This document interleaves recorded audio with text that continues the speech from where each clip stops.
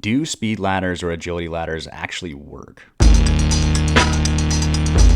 When I say work, I mean in the sense of speed, agility, or change of direction. Do they make you faster or have a better agility in a general sense, which typically most people are using them for? Short answer, no, not really. At a very simple level, a ladder can help with motor control, teaching specific patterns, force absorption, and some other basic components of movement. But when it really comes to getting faster in a straight line, no. When it comes to actual agilities, whereas an athlete has to react, no. When it comes to change direction that's not stuck in a pattern, no. Over at the gym or Edge, we use ladders as a warm-up, which work out great. But if you're part of a program or you're trying to work on agility and it's the only thing that you're utilizing for that, then you might want to rethink your process. The main goal of this YouTube channel is to educate as many athletes as possible, which means before I lay out more information why agility ladder is overrated, I want to suggest that you go check out my other videos. I don't ever want to be the coach that says don't do this or that and doesn't show the right things to do instead. My videos are 4 minutes long on average, getting straight to the point, breaking down actual drills or components you can implement in your training to get faster, change direction better, or work on your agility. As I said before, the ladder is a great tool for a warm-up, especially for younger athletes. When it comes to motor control or doing certain movements in a confined pace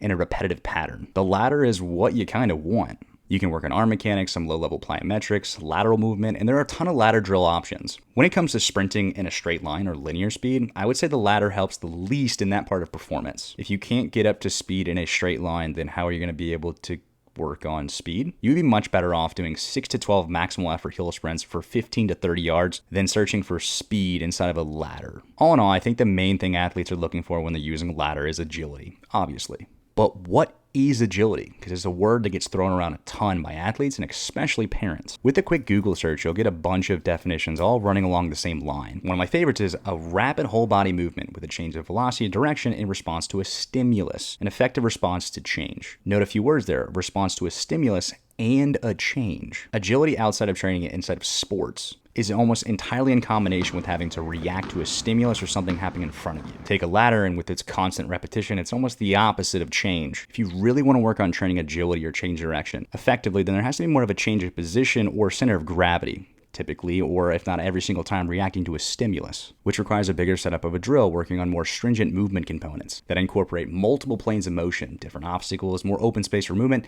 and as an added bonus, a reactive component. I say added bonus because not all agility drills outside of sports need to always have a reactive part to it. But when it comes to training as effectively as possible, you have to have that stimulus in there because a lot of what agility is cognitive and reactive. In conclusion, do ladder drills really work when it comes to agility working on footwork and speed? The answer is no. Not based on the perceived effect that they display or what people commonly think they do. They have a time and a place when it comes to training in sports. I still use them in warm-ups, and definitely not as a disguise of what actual speed, agility, or change in direction training should be. What do you think? Please feel free to comment any of your questions or responses to this video. Don't forget to subscribe, check out all my other videos, and thank you for watching.